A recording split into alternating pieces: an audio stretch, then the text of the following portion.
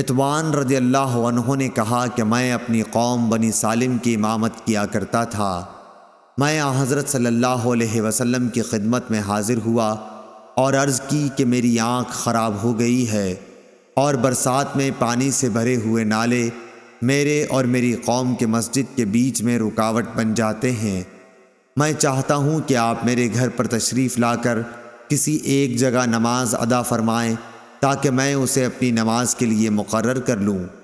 حضور صلی اللہ علیہ وسلم نے فرمایا کہ انشاءاللہ تعالی میں تمہاری خواہش پوری کروں گا۔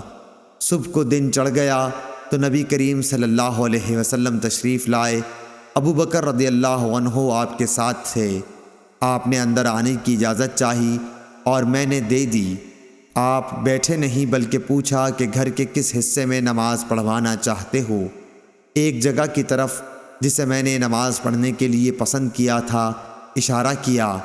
آپ نماز کے لیے کھڑے ہوئے اور ہم نے آپ کے پیچھے صف بنائی۔ پھر آپ نے سلام پھیرا اور جب آپ نے سلام پھیرا تو ہم نے بھی پھیرا۔